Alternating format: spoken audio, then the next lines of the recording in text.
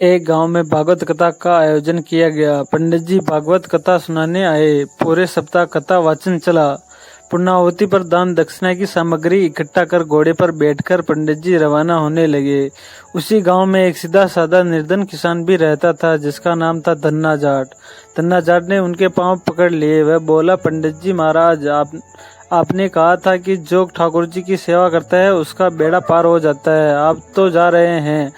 मेरे पास न तो ठाकुर जी है, न ही मैं उनकी सेवा पूजा की विधि जानता हूँ, इसलिए आप मुझे ठाकुर जी देकर पधारे। पंडित जी ने कहा, चौधरी तुम ही ले आना। धन्ना जाट ने कहा, मैंने तो कभी ठाकुर जी देखे नहीं, लाऊंगा कैसे। पंडित जी को घर जाने की जल्दी थी। उन्होंने पिंड छुड़ाने को अपना पंख घोटने का सिलबट्टा उसे दिया और बोले, ये ठाकुर जी है, इनकी सेवा पूजा करना।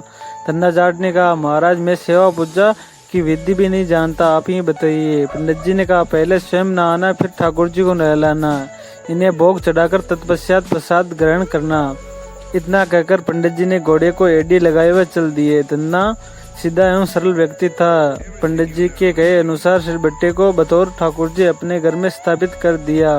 दूसरे दिन स्वयं स्नान कर सिलबट्टे रूप ठाकुर जी को नहलाया। विधवा माँ का बेटा था, खेती भी ज्यादा नहीं थी, इसलिए भोग में अपने हिस्से का बाजरी का टिक्कड़ एवं मिर्ची की चटनी रख दी। ठाकुर जी से धन्ना ने कहा, पहले आप भोग लगाओ, फिर मैं खाऊंगा। जब ठाकुर जी ने भोग नहीं लगाया तो बोला, पंडित जी तो धनवान थे, खीर पूड़ी एवं मोहन भोग लगाते थे। मैं तो निर्धन जाट का बेटा हूँ, इसलिए मेरी रोटी चटनी का भोग आप कैसे लगाओगे। पर स्पष्ट सुन लो, मेरे पास तो यही भोग है, खीर पूड़ी मेरे बस की नहीं है। ठाकुर जी ने भोग नहीं लगाया तो धन्ना भी सारा दिन भूखा रहा।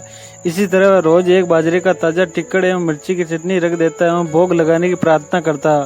ठाकुर जी तो पसीज ही नहीं रहे थे। यह क्रम निरंतर 6 दिन तक चलता रहा। छठे दिन धन्ना बोला, ठाकुर जी चटनी रोटी खाते क्यों नहीं, शर्माते हो आप?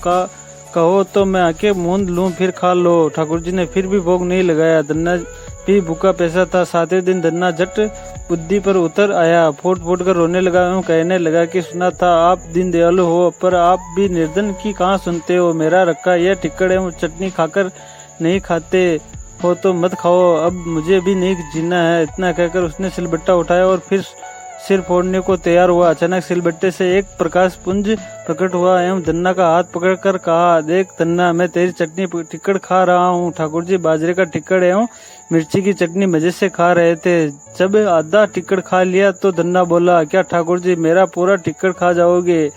मैं भी 6 दिन से भूखा प्यासा हूँ, आधा टिक्कड़ तो मेरे लिए भी रखो। ठाकुर जी ने कहा, तुम्हारी चटनी रोटी बड़ी स्वादिष्ट लग रही है, तू दूसरी खा लेना। धन्ना ने कहा, प्रभु माँ मुझे एक ही रोटी देती है, यदि मैं दूसरी लूंगा तो माँ भूखी रह जाएगी। प्रभु ने कहा, फिर ज्यादा क्यों नहीं बनाता? धन्ना ने कहा, खेत छोटा था सा है और मैं अकेला। ठाकुर जी ने कहा, और खेत जोत ले। धन्ना बोला, प्रभु मेरे पास बैल थोड़े ही हैं, मैं तो खुद जोतता हूँ। ठाकुर जी ने कहा, नौकर रख ले। धन्ना ने कहा, प्रभु आप तो मेरी मजाक उड़ा रहे हो, नौकर रखने की मेरी हैसियत हो तो 2 वक्त रोटी ही न खा लेता। हम माँ बेटे इस पर ठाकुर जी ने कहा, चिंता मत कर, मैं तेरी सहायता करूंगा। कहते हैं तब से ठाकुर जी ने धन्ना का साथी बनकर उसकी सहायता करनी शुरू की। धन्ना के साथ खेत में कामकाज कर उसे अच्छी जमीन एवं बैलों की जोड़ी दिलवा दी।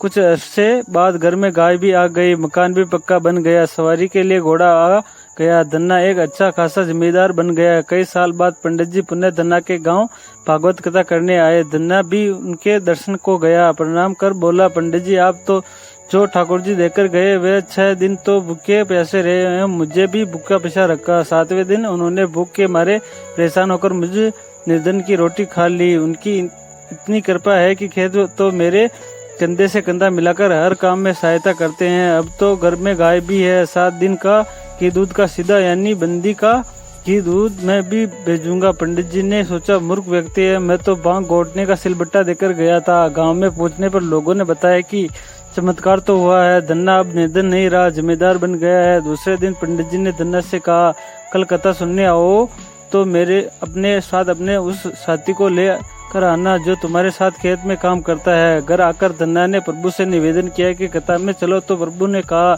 मैं नहीं जाऊंगा, तुम जाओ। धन्ना बोला, तब क्या उस पंडित जी को आपसे मिलाने घर ले आऊं? प्रभु ने कहा, बिल्कुल नहीं, मैं झूठी कथा कहने वालों से नहीं मिलता। जो मुझसे सच्चा प्रेम करता है और जो अपना काम मेरी पूजा समझ करता है, मैं उसी के साथ रहता हूँ। सत्य ही कहा है, भक्त के वश में है भगवान।